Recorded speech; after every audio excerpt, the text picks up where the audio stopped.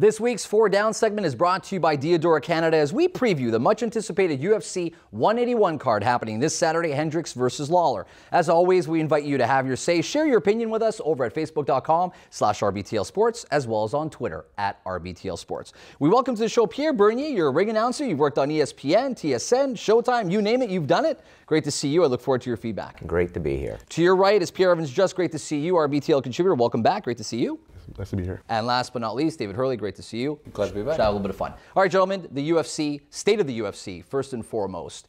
A lot of people have criticized the fact that the talent or the cards are a little bit diluted because there's so many cards that are out there. Do you agree with that? Do you think that the state of the UFC is healthy right now? Yeah, the UFC this year has had a rough time. I mean, it's not as bad as 2012. One of the 2012, toughest the years. injuries were really hurting the cards. As of right now, you're going to see the cards from here till probably March or April of next year will get much, much better. We got 2 championship fights on this card, and it should be getting better every card from now on. Dana White said it. He says, I know, I'm sorry. It is what it is. Injuries have happened. There's nothing you can do. There's nothing you can do on that It's part of the aspect, yeah. business. The way they train, unlike any other sports, they have to do a little bit of everything. But on the flip side, though, there's a lot of cards. There's been different concepts, different, you have your Fox events, etc. There's been a lot of different cards that have been put out as well. This is not only due to injury. Right, but there's a lot more of them that are happening. Right, but they're also free cards sometimes. I mean, and that's something the UFC never really did in its history. Now they're pushing and promoting their product, but they're doing a free card, so they're not charging everyone for these pay-per-views where they have not even a championship fight.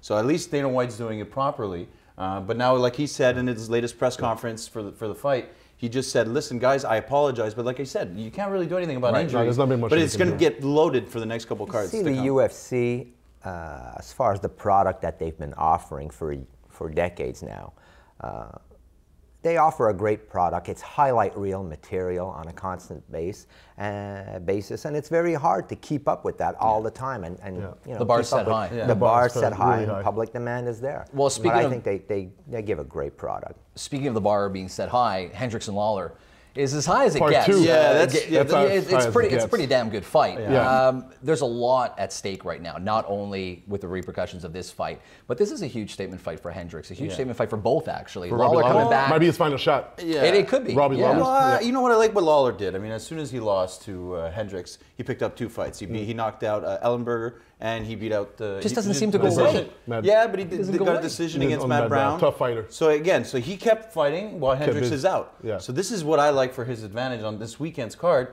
I really like to see Hendricks. I see him going down in this fight because he's going to be rusty. I like to see the adjustments that they've made from the first fight, from this fight.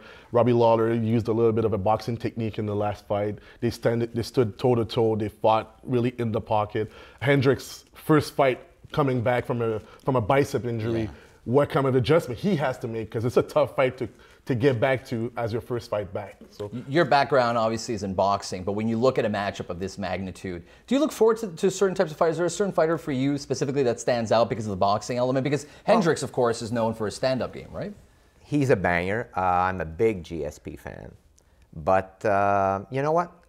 What I like about the UFC product is, I mean, extremely often the cards are stacked. You always have an entertaining evening ahead of you, and that's what I like. I mean, you have more to look for than just a main event per se. You have plenty of matchups on the card that are interesting and to watch and to look forward to. You mentioned GSP, and of course there's so much surrounding Georges St. Pierre. And again, every card, it feels like anytime Hendricks is fighting, Lawler's fighting, Rory Mack is spoken about. Rory Mack's coming up next. And Rory Mack, exactly. That's one of the implications I was talking about Rory McDonald potentially, or will be fighting the winner of this of these two going at it. Yeah. Is GSP guaranteed a title fight? Do you think the GSP is guaranteed a title fight if he decides to eventually come back, if he does decide to come back? I think if the proof is there, if he's performing, and he's doing well, and he moves himself into a position to deserve a title shot, I think. But would you give that to him right now? Would you give GSP a title fight shot right now? I don't think so. No. Why wouldn't you give him the title shot? I mean, he was a defending champion. the biggest draw. He is the greatest draw the UFC's ever had. Oh, for sure. I completely agree. I mean, I as find it far hard as to believe that drawing you power. can't have GSP give a title. I mean, what do you think, Pierre? I think if he wants a title shot, it's only if he wants it, I'll give it to him. Biggest draw, greatest welterweight of all time. Why not give him to him? It's just a matter of if he wants it or not. And that creates a dynamic, though, because If he does want the title shot, and let's say we extrapolate a little further, Rory McDonald becomes champion. Let's say, for argument's sake, he doesn't want to fight him. He's come out and said he wants to have They're just not going to fight. Right. But listen, I mean, the almighty dollar, right? Yeah. I hate to ruin every Wednesday. I spoke to a source close to the UFC, and he said it's going to be very, very hard to see GSP come back. He said the financial money that he's made in his career is probably enough to set him off to the sunset and not really care about these. Exactly. Yeah. But if he does come back, it's for love of fighting. And right now, the fact that he's been out for close to a year, the love of fighting is not there right now. But what I'm saying is you know, he's been out for I mean, a substantial amount of time right now. You want to bring him in right back, and first thing you do is put him into a really hard fight like that. It's a matter of bottom line. Exactly. I think it's not going to come from GSP, because from a GSP standpoint, looking at the decisions he's made, everything's been micro-calculated. I don't see him saying, I want to challenge the best right away. He might even want to work his way back into that shape. Are they going to let him do that? Exactly. That's an excellent point. They're not going to let him do that. Yeah, I don't think Dana White's going to really give him a cupcake schedule. I think Dana White was a little bit frustrated at how it ended. He definitely wanted to see a fight. Exactly. He wants to put him in the ring with the Lions right away and see how it goes. You're right. From what I've seen, I mean, that never happens in the UFC because you always get great matchups, best going against the best very, very often. I mean, and the product is made and is presented to the public in that way. I mean, they want to keep the fans entertained.